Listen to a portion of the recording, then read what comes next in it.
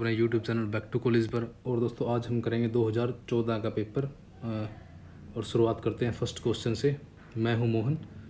और जो कथन वाले क्वेश्चन होते हैं दोस्तों, इसमें मैं हर वीडियो में बोलता हूं कि यहाँ क्योंकि लगा के हमें इनको पहले इनको ठीक करना होता है कि ये सही है या नहीं, फिर क्योंकि लगा के इनको देखना होता है कि ये कारण सही है इसके लिए या नहीं। जो पहले वाला कथन होता है, हड़प्पा संस्कृति के लोगों को जो क्या है हल आधारित कृषि का ज्ञान था, तो ये हमें देखना है पहले सही है या नहीं। हमने पढ़ा हुआ होगा तो ये हम इसका सही कर सकते हैं। तो ये सही है दोस्तों, क्योंकि उनको कृषि का ज्ञान था, हल के द्वारा कृषि वो करते थे।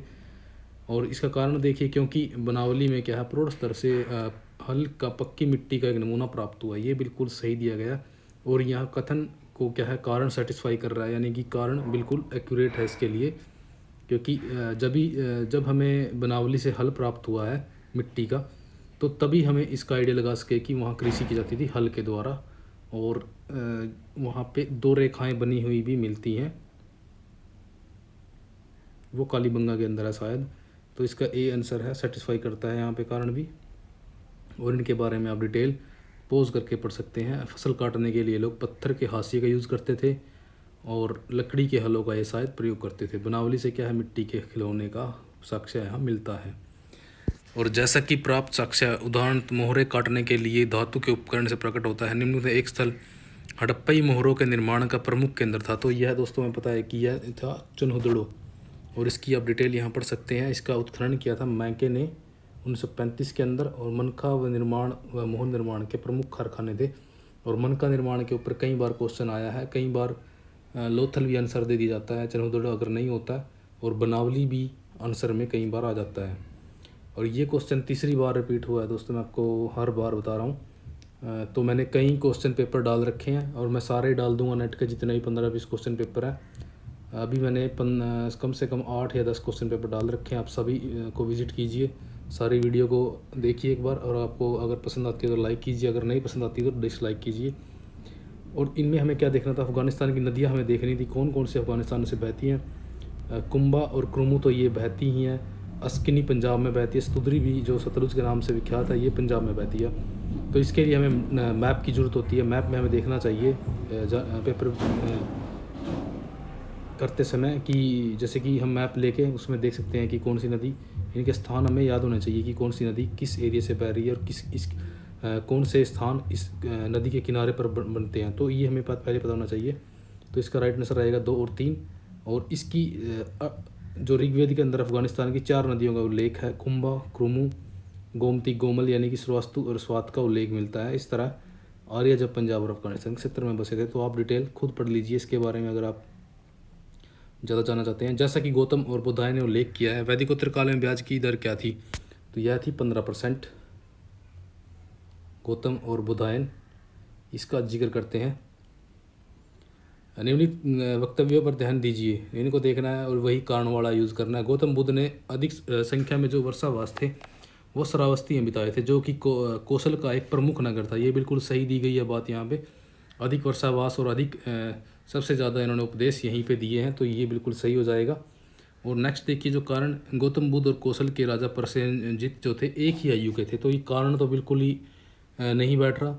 अगर यहाँ कारण होता कि उन्होंने वर्षावास के दौरान वहाँ पे, क्योंकि कुछ अलग ही कारण हो जाता, अगर एग्जामिनर कुछ अलग कारण देता है यहाँ पे वर्षावास के बारे में लेके, कौशल में उनके अधिक शिष्य थे और वर्षा काफ़ी होती रही, तो कुछ इस टाइप से कारण होता तो हम इसको सेटिस्फाई कर देते। लेकिन यहाँ पे कारण तो मैच ही नहीं हो रहा है, तो इसका ए और आर सही है और इसकी व्याख्या ये आर नहीं करता। तो 20 का राइट आंसर है, ए नहीं है, बी है इसका।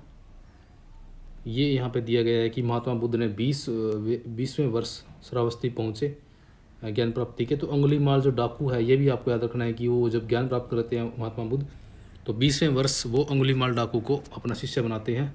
और कौशल में उनके सबसे ज़्यादा शिष्य हुए हैं।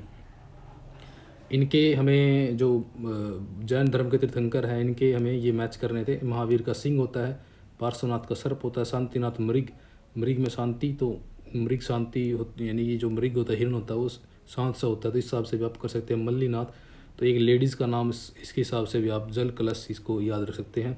महावीर, तो वीर तो सिंह ही होता है, तो इस हिसाब से आप याद कर सकते हैं। पूर्व भाग पर दिए गए राजा के नाम के अनुरूप देवता का पृष्ठभाग पर अंकन कहाँ के सिक्कों का विशेष लक्षण था? तो ये है पांचाल का। काफ़ी इंपॉर्टेंट क्वेश्चन है ये। पांचाल जो है 16 जनपदों में से एक था और कालांतर में है 2 भागों में बट गया था, जिसकी राजधानी एक की अयशितर थी और दूसरे दक्षिण की काम्पिल्य थी। तो इसके आप देख सकते हो इसकी डिटेल, और सिक्कों पर इसका विशेष अंकन होता था। महाराजा धीराज जो रामगुप्त ने निम्न से किन तीर्थंकरों की प्रतिमाएं बनवाई थी? तो किस की उसने प्रतिमाएं बनवाई थी? तो इसमें चंद्रप्रभा और पुष्प दंत, इन दोनों की इसने प्रतिमाएं बनवाई थी। तो ये आपको याद रखना है, 20 का राइट आंसर है। मैगस्थनीज का जो मूल ग्रंथ है लुप्त हो गया है और उसके विवरणों की जानकारी हमें कुछ परिवर्ती यूनानी लेखकों द्वारा दिए गए उद्धरणों से मिलती है। तो ये कौन से यानी कि लेखक या राइटर हैं, यूनानी राइटर हैं, जिनके अंदर ये मिलता है? तो ये जितने भी दिए गए हैं इनके विवरणों में ये सारा इसका मैगस्थनीज का वर्णन मिलता है। यानी कि मैगस्थनीज की जो इंडिका है उसका वर्णन एरियन, जस्टिन, स्ट्रैबो, प्लूटार्क। और स्ट्रैबो के बारे में आपको बार बार बोलता आया हूँ कि स्ट्रैबो जो है ये इसके विवरण को झूठा कहता है। तो आपको ये याद रखना है। ये देखिए, इंद्र मौर्य के दरबार में 304 ईसा पूर्व से 299 ईसा पूर्व तक ये रहता है और इंडिका की रचना करता है और इसमें मौर्य के प्रसंग विश्वसनीय जानकारी प्राप्त होती है। तो ये भी आपको याद रखना है। निम्नलिखित में से कौन सा एक युगम जो है सही सुमेलित नहीं है? तो 4 सद्दा पुष्कलावती सिरकप तक्षशिला को बोलते हैं। जो नागार्जुनी कोंडा है ये यहाँ पे गलत दिया गया है। धान्य कटक अमरावती का है पुराना नाम। तो तामलुक ताम्रलिपि का पुराना नाम है, ये एक बंदरगाह है, आपको याद रखनी है। कुषाण वंश के जो देवकुल है जहाँ कुषाण राजाओं की मूर्तियाँ प्रतिष्ठित की गई थी वो कहाँ प्राप्त होते हैं? तो ये प्राप्त होते हैं माट और सुरखोटल के अंदर। और ये क्वेश्चन भी रिपीटेड है दोस्तों, ये अभी 2019 के दिसंबर के पेपर में आया हुआ क्वेश्चन है और ये 2014 में आया हुआ है। तो आप ये भी याद रखिए। सबसे पहले जो थे इनके देवकुल मथुरा के अंदर स्थापित किए थे। आप इसके बारे में पढ़ सकते हैं, सुरखोटल, मथुरा, माठ। तो ये 2-3 नाम हो आपको याद रखने हैं कि कहाँ कहाँ से इनके वो मिलते हैं। मथुरा भी है, माठ भी है और सुरखोटल भी है, ये तीनों इंपॉर्टेंट नाम हैं। सारनाथ से प्राप्त कुमारगुप्त या लेख की तिथि वर्ष 154 है। निम्नलिखित में से कौन सा इसका समान वर्ष है? तो इसका समान वर्ष बनेगा 473। ये इसलिए बनेगा क्योंकि जब 154 जो इन्होंने जो वर्ष दिया गया है और इसमें 319 यानी कि जो गुप्तों का संबंध है जो चंद्रगुप्त ने चलाया था, तो उसको जोड़ेंगे तो इसकी डेट ही 473 निकल के आएगी। निम्नलिखित में से कौन संगमकालीन पांड्यों के प्रमुख नगर एवं पत्तन थे? पांड्यों की बात कर रहे हैं, कौन से नगर और पत्तन थे? तो कोरके और मदुरई क्या थे? ये पांड्यों के थे। और जो पुहार और ओयूरूर दिया गया है ये चोलों के थे। तो इसको आप ट्रिक से भी याद कर सकते हैं, PU और KM, कुछ हिसाब से आप अपना ट्रिक बना सकते हैं। इनको जो है सही सुमेलित राजा इनमें से देखना है कौन सा नहीं है। पिष्टपुर के महेंद्रगिरी हैं और जो मंटराज हैं यहाँ के वो कौशल के हैं मंटराज। एंड्रपाल जो है एंड्रपाल बनेंगे दमन के। तो इसका ये राइट आंसर नहीं है, ये राइट आंसर B है और ये गलत दिया गया। विष्णुगुप्त कांची के बनेंगे। व्याघ्रराज महाकांतर के बनेंगे।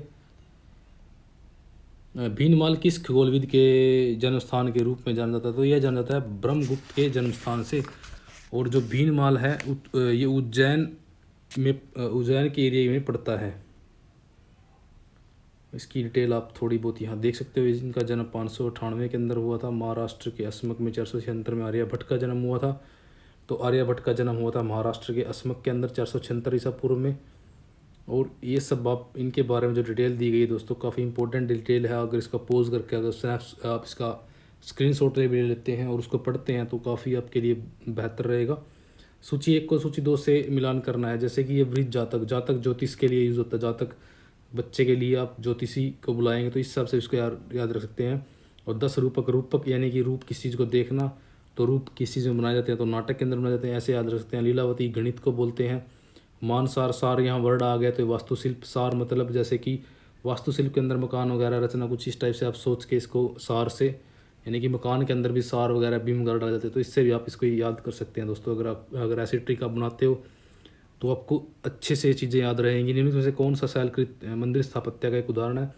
तो यह है एलोरा का कैलाश मंदिर जो है शैलकृत मंदिर स्थापत्य का एक सबसे अच्छा उदाहरण है और कृष्ण प्रथम ने इसको बनवाया था। ये काफ़ी इंपॉर्टेंट है, ये लास्ट एग्ज़ाम में रिपीट हुआ है ये क्वेश्चन, सेम ऐसा का ऐसा ही।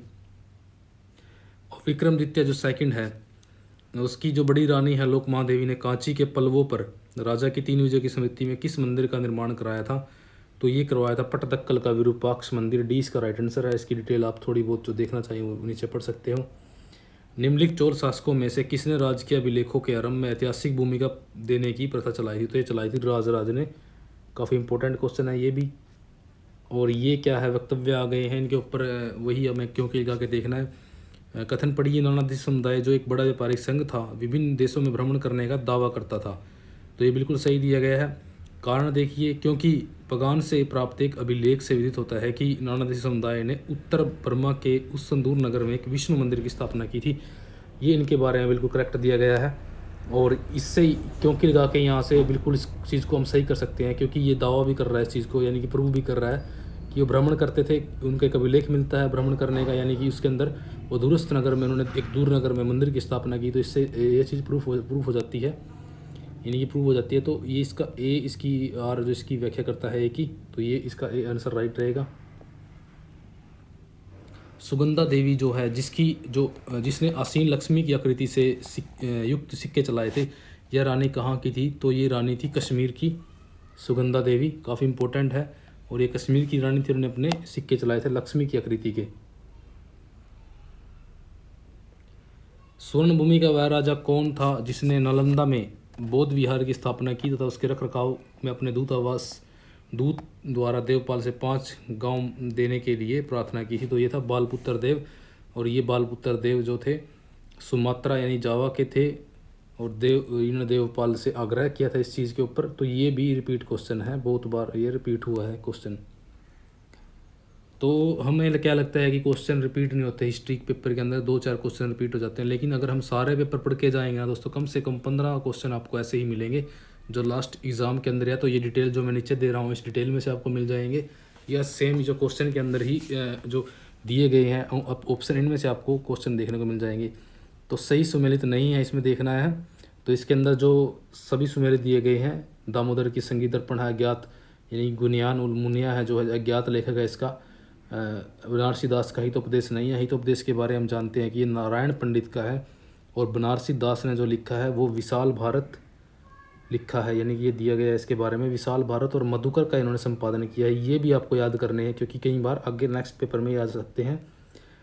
तो ये डिटेल आपके लिए काफ़ी इंपॉर्टेंट होने वाली है। शाहनामा का लेखक फिरदौसी निम्न में से किस दरबार का राजकवि था? तो ये महमूद गजनवी का था शाहनामा का लेखक, जिसको ये उठा के यानी कि ले आता है, और फिर इससे पहले वादा करता है कि वो उसके ये लिखने के ऊपर इसको इतने सोने के सिक्के देगा, लेकिन वादा से मुकर जाता है। तो ऐसा कुछ इसके बारे में कथा है, यानी कहानी है। जब ये इसको अपनी गलती का एहसास होता है गजनवी को, जब ये उसको वापस यानी कि उसके जो उसने सिक्के देने थे, तो वो देने के लिए जब जाता है उसको, तो तब उसकी मृत्यु हो जाती है। मृत्यु यानी कि उससे पहले ही हो गई थी। जब वो उसकी बेटी को देने लगता है, तो उसकी बेटी उसको लेने से इनकार कर देती है। तो ऐसा कुछ उसके बारे में मिलता है। और विजयनगर साम्राज्य के शासक कृष्णदेव राय की जो आमुक्त माल्याद्या का शाब्दिक अर्थ क्या है? तो इसका शाब्दिक अर्थ है मोतियों की माला। ये आपने याद रखना है। और जो तेलुगु में लिखी गई है, और ये राजनीतिक विचारों और प्रशासकीय नीतियों का विवेचन इसके अंदर किया गया है। ये बिल्कुल इंपॉर्टेंट फैक्ट दिया गया है, प्रशासकीय नीतियों के बारे में इसके अंदर बताया गया। कुरखाना क्या अभिप्राय है? कुरखाना बोलते हैं शाही शस्त्रागार को। कुरखाना शाही शस्त्रागार का विभाग होता है, और सल्तनत काल में इसका गठन किया गया था। इसके बारे में आप पढ़ सकते हो। केंद्रीय सेना को बोलते हैं हश्म में क्लब, बिल्कुल इंपॉर्टेंट है ये चीज़। केंद्रीय घुड़सवार सेना को बोलते हैं सवार क्लब। काफ़ी इंपॉर्टेंट फैक्ट्स हैं यहाँ पे। खेती में सुधार के लिए दीवाने मीर को ही किसने अलग विभाग बनाया था? तो ये बनाया था मोहम्मद बिन तुगलक ने। इसकी हमें देखने की भी जरूरत नहीं थी, बिल्कुल ईजी क्वेश्चन है ये तो। और इसने 60 वर्ग मील भूमि के क्षेत्र को विभिन्न फसलों के उत्पादन का प्रयोग किया, किंतु निकृष्ट श्रेणी की भूमि के कारण यह जो प्रयोग था सफल नहीं हो पाया। यानी कि जो नीचे दर्जे की भूमि थी, उस श्रेणी की भूमि के कारण यह सफल नहीं हो सका था। ये आपको याद रखना है। 2 कथन दिए गए हैं, दोबारा फिर वही क्वेश्चन आ गए हैं। अलाउद्दीन खिलजी के उत्तराधिकारियों के अंतर्गत विस्तार एवं केंद्रीयकरण की नीति जारी रही। तो पहले हमें ये देखना होता है ये सही है नहीं, तो ये सही दिया गया है हमें। नॉलेज होगा तो हम इसको सही कर लेंगे। बंगाल को 1324 में विजित किया गया तथा गयासुद्दीन तुगलक या मोहम्मद बिन तुगलक के काल में भारतीय प्रायद्वीप के संदूर दक्षिण बिंदु तक प्रत्यक्ष नियंत्रण हो चुका था। तो ये दोनों चीज़ें बिल्कुल करेक्ट हैं और ये सेटिस्फेक्शन भी करता है इसकी, यानी कि व्याख्या भी कर रहा है इस चीज़ की, सही व्याख्या है। तो ए इसका राइट आंसर है। इसके बारे में आप पढ़ सकते हो। देवगिरी की राजधानी कब बनाता है? 1327 के अंदर मोहम्मद बिन तुगलक बनाता है। और इसी के टाइम में क्या है, साउथ पर पहला आक्रमण ये देवगिरी के ऊपर होता है। जैसे कि अलाउद्दीन खिलजी खुद भी जाता है पहले देवगिरी, लेकिन जब टाइम पीरियड मोहम्मद बिन तुगलक का वो चलता है तो उसके अंदर भी देवगिरी राजधानी बनाई दी जाती है इस तुगलक के द्वारा। तो दिल्ली गद्दी पर सैयद सुल्तानों के उत्तराधिकारी के निम्नलिखित में सही कल। दोस्तों अगर आप नेक्स्ट ये लास्ट ईयर जो पेपर हुआ है अभी उसके अंदर अभी देखते हो ना, तो सेम क्वेश्चन आया हुआ है, यही बिल्कुल ऐसे ही उसके अंदर सैयद वंश के शासक दिए गए थे। तो उनके बारे में हमें लगाना था खिज्जर मुबारक, मोहम्मद शाह, अलाउद्दीन शाह। और दैयत आला इसकी उपाधि थी, काफ़ी इंपॉर्टेंट है ये आपको याद रखनी है। सैयद वंश के खिजर खान की दैयत आला आपको याद रखनी है ये। सुल्तान फिरोज शाह तुगलक के पास संभवतः 1,80,000 दास थे। इनमें से कितने दास शिल्पियों के रूप में कार्य करते थे? तो ये करते थे 12,000 यानी कि शिल्पी उसके पास थे। वो दास थे सारे। नानकर एक भत्ते अथवा अतिरिक्त लाभ के रूप में किसे दिया जाता था? नानकर दिया जाता था जमींदारों को। जमींदार को ये नानकर दिया जाता था। मुगल काल में जो जमींदार को अपनी सेवा के बदले राज्य की तरफ से नानकर भूमि प्राप्त होती थी। तो बहलोल लोदी के संदर्भ में निम्नलिखित कथनों में से कौन सा सही नहीं है? तो सही नहीं हमें देखना, उसने जौनपुर के सरकी सुल्तानों की ताकत को पूरी तरह से नष्ट कर दिया, ये बिल्कुल सही दिया गया है। और ये 20 में गलत दिया गया। अपने 48 साल के लंबे शासन में उसने नागरिक प्रशासन के क्षेत्र में कई प्रयोग किए। तो उसने ऐसा कोई पहली बात तो दोस्तों ये 48 यहाँ गलत दिया गया है। शायद ये 38 साल तक शासन करता है, तो इससे 20 का आइडिया लगा सकते हैं। अगर आप एक बार इस चीज़ को खुद भी देखना कि उसने 38 साल शासन किया था या 48 साल, मेरे हिसाब से इसने 38 साल शासन किया था, तो ये गलत है। और उसने नागरिक क्षेत्र में भी प्रशासन में शायद कोई भी सुधार या प्रयोग नहीं किए। सैयद सुल्तानों से विरासत में पाई गई दिल्ली सल्तनत की प्रशासनिक संस्थाओं को बनाए रखा। और सैयद सुल्तानों ने जो क्या किया था, विरासत में पाई गई दिल्ली सल्तनत की प्रशासनिक संस्थाओं को बनाए रखा, ये सही दिया गया। बहलोली सिक्के का चलन दिल्ली सल्तनत के मुद्रा शास्त्रीय इतिहास में एक महत्वपूर्ण उपकरण माना जाता है। बहलोल ने सिक्का चलाया है दोस्तों, जो अकबर के काल तक चलता रहा, यानी कि अकबर के काल में भी उसका जिक्र मिलता है, तो ये आपने याद रखना है। और प्रथम अफगान साम्राज्य जो था इसमें दिया गया है 1451 में बनता है। साहू खेल शाखा से संबंध रखते थे बहलोल लोदी। और 1484 के अंदर जौनपुर विजय इनकी सबसे महत्वपूर्ण विजय थी बहलोल लोदी की, आपने याद रखनी है। जौनपुर को ये जीत लेता है और बहलोली सिक्का चलाता है, ये आपको इसके बारे में भी याद होना चाहिए। इनमें से कौन सा सही सुमेलित नहीं है, यानी कि सही सुमेलित इनमें से कौन सा नहीं है? तो कस्बा छोटा नगर होता है, बिल्कुल सही दिया गया है। इजारा क्या होता है? खेती रहित भूमि, ये गलत हो जाएगा। इजारे ठेके को बोलते हैं इजारा, तो ये गलत दिया गया है यहाँ पे। श्रोफ जो होता है मुद्रा विनिमय करता, इसको बोलते हैं। जिम्मी सुरक्षित गैर मुसलमान को बोलते हैं। इसके बारे में पढ़ सकते हो। जो मध्यकाल में प्रचलित जो सिक्का हूण था किस धातु से बना था? हूण सोने का सिक्का होता था, तो ये आपने याद रखना है। मध्यकाल के अंदर हूण सोने का था, काफ़ी इंपॉर्टेंट है ये। हम इसको गलत कर देते हैं कई बार, चांदी लगा देंगे या तांबा लगा देंगे, लेकिन बहुत कम बच्चे होंगे जिनको इसके बारे में थोड़ा पता होगा। सुरक्षा के लिए मराठों के राजस्व के दावे को कहते हैं। सुरक्षा के लिए ये कौन सा कर लेते थे? ये चौथ लेते थे सुरक्षा के लिए, चौथा जिसको बोलते थे। इसके बारे में आप पढ़ सकते हो कि ये 1/10 भाग कुछ इस टाइप से।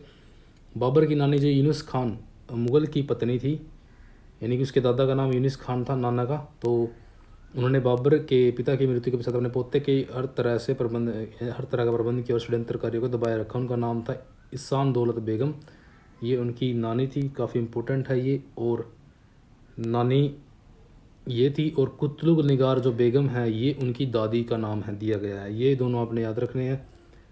नीचे 2 कथन दिए गए हैं, इनको हमें देखना। इस्लाम शाह की मृत्यु के बाद शेरशाह द्वारा स्थापित शासन व्यवस्था व्यवस्थित हो गई।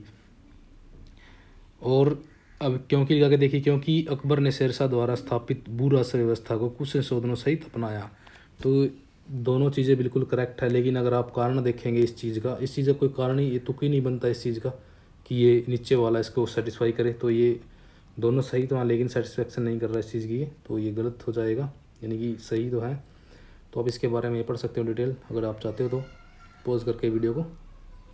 38 देखिए, निम्नलिखित में से कौन सा कथन मुगल चित्रकार के संबंध में सही नहीं है? तो सही देखते हैं, अकबर ने एक बड़ी चित्रशाला स्थापित करके एक नए और जीवंत स्कूल का निर्माण किया, जिसने 1560 के दशक में हमजा नामक का रूप चित्रण निरूपण किया। बिल्कुल सही दिया गया है ये। अकबर के पूरे शासनकाल के दौरान कई पुस्तकों के चित्र निरूपण के लिए भारत के विभिन्न भागों से चित्रकारों की भर्ती की जाती थी। ये बिल्कुल सही दिया गया है।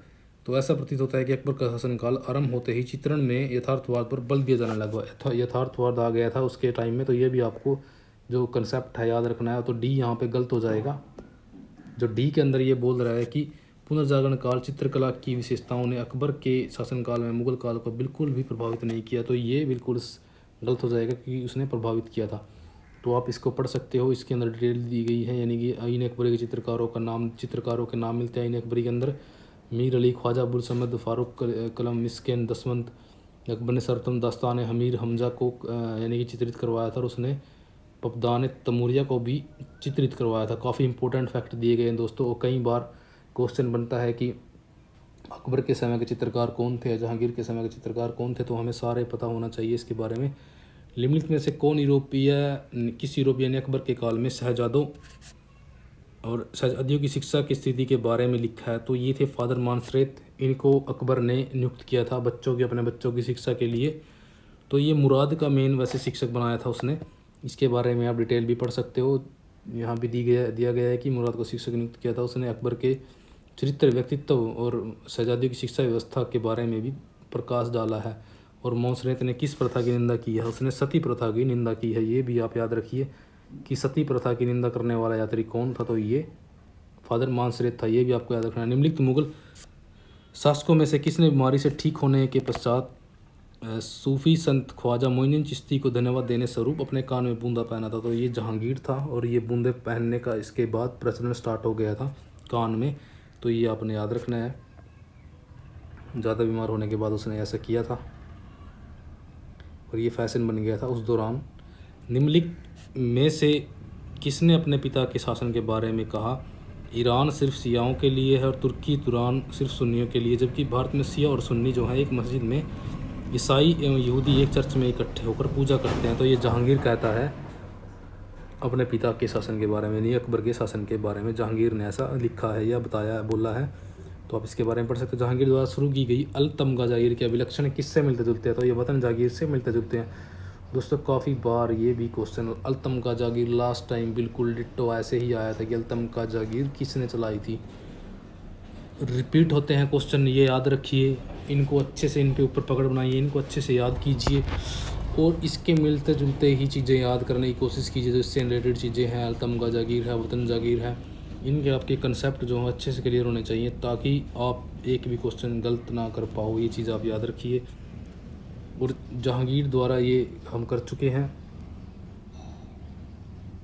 ये उन्हीं को मिलती थी दोस्तों जो अल तमगा, यानी कि जिस पर बादशाह खुश होता था। पुराने किले के सामने जो दिल्ली के खैरुल मुलंजिन नाम की मस्जिद का निर्माण किसने करवाया? तो ये कराया था महाम अंगा ने, जो दाई माँ थी अकबर की। दिल्ली के अंदर इसने करवाया था। दस्तूर सर्किल निम्नलिखित से किसके निर्धारण के लिए तैयार किया जाता था? तो ये राजस्व के लिए दस्तूर सर्कल का यूज होता था। राजस्व यानी कि जागीरदार को दस्तूर के मुताबिक भू राजस्व का निर्धारण करना होता था। जागीरदार करता था इस चीज़ का, यह भी याद रखिए आप। और यहाँ तक कि राजस्व संग्रह के मामलों में फसल बर्बाद हो जाने के हालात में यदि बादशाह किसानों को किसी प्रकार की छूट देता था, तो ऐसी स्थिति में उसे अपनी दावेदारी में से एक हिस्सा त्यागना पड़ता था। ये आप याद रखिए। Khalsa the society of the pure की स्थापना हमें याद है कि ये 1699 में गुरु गोबिंद सिंह ने की थी, और ये बैसाखी का दिन था। आनंदपुर साहिब में इसकी स्थापना की गई थी। 5 प्यारों को अमृत चखाया गया था, और 5 उनके हाथों से सेवा भी स्वयं भी अमृत पान किया था। और 5 निशान, कड़ा, कच्छा, गंगा और एक और था, तो आप देख सकते हैं उसके बारे में। तो वो पहनने की इजाज़त दी गई थी। और सिंगों को सिंग लगाने, यानी कि सरदारों को सिंग लगाना नाम के पीछे, और जो लेडीज़ है वो आज भी कोर लगाती हैं, उनको कोर लगाने की उस टाइम पे गुरु गोबिंद सिंह ने कहा था कि आप नाम के पीछे कोर लगाइए। मुजन्नस, तुर्की, ताजी और जांगला ये क्या है? घोड़े की किस में है? नस्लें लगा लीजिए, किस में लगा लीजिए। तुर्की घोड़े के नस्लों को याद किया जाता था।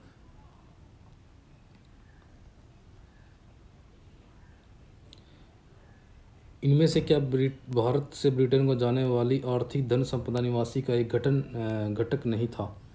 तो घरेलू व्यय भी था। ईस्ट इंडिया कंपनी के शेयरधारकों को दिया जाने वाला लाभांश भी था। नागरिकों और सैन्य व्यय भी था। ये भी सही है। बांटो शासन करो, ये तो अलग चीज़ हो जाएगी। तो ये इसके अंदर नहीं आता। और इसका जो धन निष्कासन का वर्णन हम पहले भी किया है कि इंग्लैंड डेट टू इंडिया में इसका उल्लेख किया गया है नरोजी के द्वारा। और इसमें इनको आपस में कालानुक्रम के हिसाब से लगाना है। नेहरू रिपोर्ट जो 1928 के अंदर आई थी तो ये फर्स्ट पे आ जाएगी। और जो भारत छोड़ो आंदोलन है वो मार्च यानी कि 8 अगस्त 1942 को स्टार्ट होता है, तो ये थर्ड पे आएगा। वेवल प्लान फोर्थ पे आएगा। क्रिप्स मिशन जो 1942 के अंदर मार्च अप्रैल में सेकंड पे आएगा। तो इसके हिसाब से आप आंसर देख सकते हो। 1937-39 में मद्रास में कांग्रेस मंत्रिमंडल का नेतृत्व किया था, तो ये किया था राजा गोपालचारी ने। और राजा गोपालचारी के बारे में दिया गया, आप इसके बारे में यहाँ थोड़ा पढ़ सकते हो। किसने कार्यवाही एवं सिद्धांत पर की सिंधु का सहमेलन एक बहुत लाभकारी शैतानी एवं संभावित डकैती अमल में होगी, यह किसने कहा था? तो ये कहा था चार्ल्स नेपियर ने, जो वहाँ पे उस टाइम उसका ये बना दिया गया था, यानी कि रेजिडेंट नियुक्त किया गया था उस टाइम पे। तो इसके बारे में आप पढ़ सकते हो। 1843 के अंदर सिंध का विलय कर लिया गया था इन्होंने। क्या माउंटबेटन योजना का एक हिस्सा नहीं था? तो इसने भारतीय राज्यों को अपना भविष्य चुनने का अधिकार दिया, ये भी सही दिया गया है। इसने भारत के विभाजन का सुझाव दिया, ये भी इसके अंदर था। यह भारत की विभाजन नीति के बारे में सुस्पष्ट नहीं था, ये गलत हो जाएगा, क्योंकि इन्होंने एक डेट दे दी थी कि हम जुलाई 1948 या कुछ डेट ऐसी दे दी गई थी, या शायद इसने 15 अगस्त इसी ने डेट दी थी, वो 15 अगस्त 1947 तक हम भारत छोड़ देंगे। तो ये डेट के बारे में सुस्पष्ट था, तो ये गलत हो जाएगा। इसने कांग्रेस तथा मुस्लिम लीग ने स्वीकार कर लिया था, तो ये भी सही दिया गया। लीग और मुस्लिम लीग और जो कांग्रेस थी उसने उस टाइम पे इसको स्वीकार कर लिया था, इस योजना को। किस वायसराय की एक अभियुक्त ने अंडमान द्वीप में छुरा मारकर हत्या कर दी थी? तो ये था लॉर्ड मेयो की हत्या कर दी थी। एक मुस्लिम था वहाँ पे, बंद था जो कैद में, तो शायद उसका शाहिद या कुछ ऐसा नाम था, तो उसने इसकी हत्या कर दी थी वहाँ पे, मेयो था ये। निम्नलिखित में से कौन भारत सरकार के 1935 ईस्वी के अधिनियम गवर्नमेंट ऑफ इंडिया 1935 का अंग नहीं था? तो प्रांतीय स्वाधीनता भी थी, एक भारतीय को गवर्नर नियुक्त करना ये गलत है, इसमें ये ऐसा कुछ नहीं था। अखिल भारतीय संघ भी था, भारतीय रिजर्व बैंक की स्थापना भी इसके अंदर ही थी। तो इसके बारे में आप डिटेल यहाँ पढ़ सकते हो, जो डिटेल यहाँ दी गई है। निम्नलिखित कथनों पर विचार करना है कि भारत में शीर्ष जो परीक्षाएं हैं शुरू होने के 20 वर्षों में भारतीय यूरोपियनों की संख्या में बढ़ गई। तो ये सही दिया गया है यहाँ पे। जो भारतीयों की संख्या क्या थी, बढ़ गई थी, और भारतीयों ने यह दिखा दिया कि यूरोपियन उनके बराबर नहीं है। भारतीयों ने ऐसा कुछ भी नहीं किया कि वो उनके बराबर, यह दिखा दिया कि यूरोपियन के बराबर है, ऐसा कुछ नहीं हो पाया था उस टाइम पे। तो एक सही है और आर गलत है इसके विषय में। तो आप इसके बारे में पढ़ सकते हैं कि 1853 से प्रतियोगिता परीक्षाएँ होने लगी थी, और कॉर्नवालिस इसका सिविल सेवा का जन्मदाता माना जाता है। 1863 ईस्वी में प्रथम ICS सत्येंद्रनाथ टैगोर बनते हैं। तो आप सुभाष बोस ने भी ये परीक्षा पास कर रखी थी, और उन्होंने 1-2 साल बाद ही इसको छोड़ दिया था, ये भी आप याद रखिए। एका आंदोलन का जो प्रारंभ किया था, तो एका आंदोलन का प्रारंभ किया था हरदोई बाराबंकी आदि के किसानों ने, ये भी आप याद रखिए। तो एक आंदोलन का जो नेतृत्व करता था वो था मदारी पासी और सहरेब। इन्होंने 1921 में उत्तर प्रदेश के ये एरिया थे, इनके अंदर इन्होंने ये किया था। मौलाना अब्दुल बारी का संबंध किससे था? इनका संबंध जो था फिरंगी महल से माना जाता है, पहले देवबंद से जुड़े हुए थे। महात्मा गांधी के हस्तक्षेप के कारण, जो हस्तक्षेप के कारण 17 की अहमदनगर मिल के मजदूरों ने जो हड़ताल की थी, इसमें मजदूरों की मजदूरी में वृद्धि कितने % हुई? ये हुई 35%। तो आप इसका पढ़ सकते हैं इसके बारे में, और इनको आपस में मैच करना था। तो हिंदू विडो मैरिज एक्ट ये किसके टाइम हुआ? सत्यशोधक समाज जो था ज्योतिबा फूले का था, यानी कि D का 4 से ही हम मैच कर सकते हैं इसको।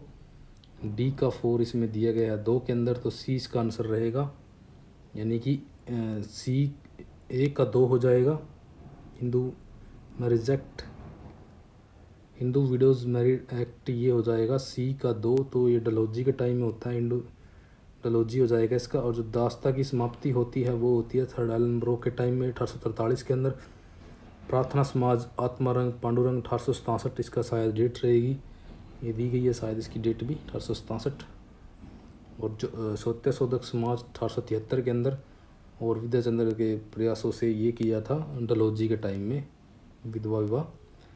और निम्नलिखित में से 1857 के भारतीय विद्रोह का कारण क्या नहीं था, इसमें से नहीं देखना है। भारतीय सैनिकों को भारत तथा विदेश में काम करना था, ये बिल्कुल सही कारण था यहाँ पे। क्योंकि क्या था, पहले जो इंडियन होते थे वो ये मानते थे कि समुद्र पार जाना पाप है, क्योंकि हमारे शास्त्रों में ये चीज़ लिखी हुई है, तो वो नहीं जाने के इच्छुक नहीं थे। एनफील्ड राइफलों का आरंभ करना, वो चर्बी वाला सिस्टम आपको याद ही होगा। तो ये दोनों तो मेन कारण थे। भारतीय तो अंग्रेज सैनिकों में बहुत असमानता, जैसे कि असमानता मतलब उनके जो सैनिक भत्ते वगैरह थे, जहाँ उनको वेतन था वो बहुत कम दिया जाता था और अंग्रेज़ों को बहुत ज़्यादा वेतन दिया जाता था। यानी कि उनको वेतन इतना मिलता था अंग्रेज़ों को कि एक जो छोटा सैनिक है वो ऊंचे पद पर पहुंच जाता था। लेकिन हमारा जो इंडियन होता था उस समय एक सैनिक से थोड़ा सा ऊपर पहुंच जाता था, यानी कि एक पद ही ऊपर पहुंच पाता था। कई बार तो वो सैनिक ही रिटायर हो जाता था, सारी उम्र वो सैनिक ही बना रहता था एक छोटा सा। तो ये बहुत बड़ी असमानता थी हमारे और अंग्रेज़ों के जो सैनिक होते थे उस टाइम में। तो ये भी एक विद्रोह का कारण बनती है। जैसे कि हम देखते हैं कि मेरठ से ही जो छावनी होती है, मेरठ छावनी, और वहाँ से विद्रोह वगैरह स्टार्ट हो जाता है। तो ये आप चीज़ याद रखिए। तो ये असमानता का ही फ़र्क था और इनको मैच करना था। हिंदू कॉलेज डेविड हेयर ने, और MO college sir Ahmad Khan Aligarh college इसको बोलते हैं, Sanskrit college Jonathan Duncan, Bethune college Jyotiba Phule. इनकी डेट भी आपको याद होनी चाहिए, नीचे दी गई होगी। अगर आप डेट इनकी याद करना चाहते हैं तो डेट भी इनकी ये 1875 है। एमओ कॉलेज जो अलीगढ़ कॉलेज 1875 में, लेकिन 1920 में इसका नाम अलीगढ़ हो गया था। संस्कृत कॉलेज इसकी मुझे डेट याद नहीं, बेंथन कॉलेज की भी डेट अभी ध्यान नहीं है, तो नेक्स्ट वीडियो में करवा देंगे। गांधी के राजनीतिक संगठन में उप ठेकेदारों को उपयोग करने की व्याख्या का सिद्धांत किसने प्रतिपादित किया है? तो ये किया है उप ठेकेदारों का जूडिथ ब्राउन ने। किसने कहा कि शिमला शिष्टमंडल 1907 ब्रिटिश द्वारा संचालित और एक किसी भी प्रकार से फरमाइश आदेशित प्रदर्शन से अधिक नहीं था? तो ये कहा था मोहम्मद अली ने, यानी ये अली बंधु दोनों भाई थे, ये उनमें से एक था ये। इनको आपस में मैच करना है कि कौन सी घटनाएं किससे जुड़ी हुई हैं। तो ईश्वर चंद्र जो विद्यासागर हैं, ए का, यानी कि इन्होंने किया था विधवा पुनर्विवाह एक्ट में, कानून में इन्होंने किया था। मालाबारी का बनेगा इसमें 1891 का जो एज ऑफ कंसेंट है, वो स्वामी विवेकानंद गए थे शिकागो में 1893 की धर्म संसद में। और लास्ट का जो ऑप्शन दिया गया है ये रनाडे के ऊपर है, शायद 1884 के अंदर, जो डक्कन एजुकेशनल सोसाइटी से संबंधित है, और इसको इन्होंने स्थापना के लिए प्रोत्साहित किया था। तो इसका आंसर आप देख सकते हो। किसने तर्क किया है कि औपनिवेशिक काल में भारतीय उद्योगों का विकेंद्रीकरण नहीं हुआ था? तो ये कहा है मॉरिस टी मॉरिस ने कि औपनिवेशिक काल में भारतीय उद्योगों का विकेंद्रीकरण नहीं हुआ था। किसानों की चंपारण सत्याग्रह की में प्रमुख शिकायत किसके बारे में थी? तो ये थी 3 कठिया व्यवस्था, जो 3/20 नील की खेती करनी जरूरी थी, तो ये उसके बारे में उन्होंने शिकायत की थी। गांधी जी का पहला प्रयोग 1917 के अंदर, गांधी जी को महात्मा भी चंपारण के अंदर ही कहा गया था, ये भी आपको याद होना चाहिए। तो 3/20 भाग पर नील की खेती करना, उनके मालिकों द्वारा तय दाम पर बेचना, 3 कठिया पत्ती भी कहा जाता है, ये आप याद रखिए।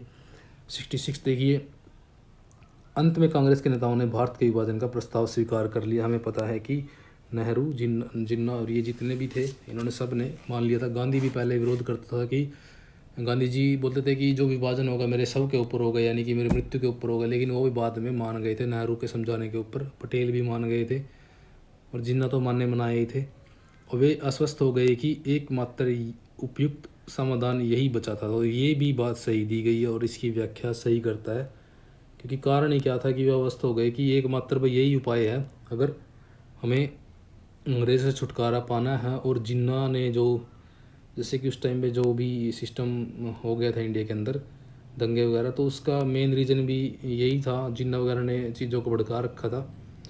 तो उससे क्या हुआ कि मुस्लिमों ने, जो कलकत्ता साइड है वहाँ पे हिंदुओं को मारना काटना शुरू कर दिया।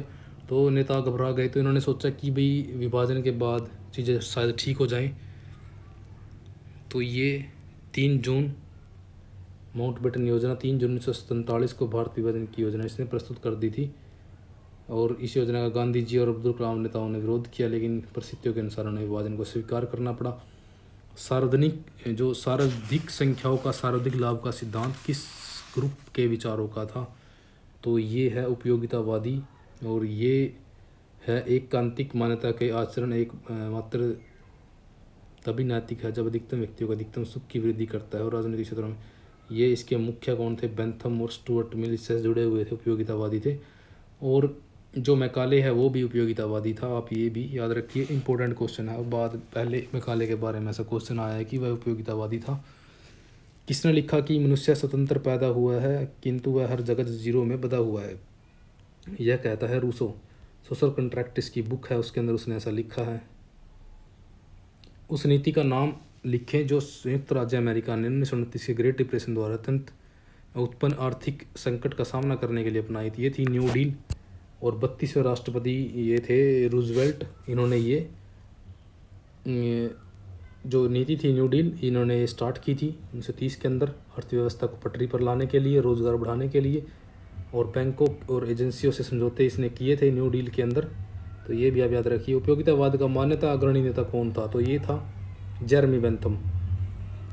जॉन स्टुअर्ट मिल पहले ही आ गया। रिव्यू ऑफ हिस्टोरिकल सिंथेसिस नामक मासिक पत्रिका जो मनुष्य की समाज के समस्त गतिविधि के आंदोलन पर केंद्रित है, 1900 ईस्वी में किसने इसकी स्थापना की थी? तो ये की थी हेनरी बैर ने। रिव्यू ऑफ हिस्टोरिकल सिंथेसिस, ये आप याद रखिए।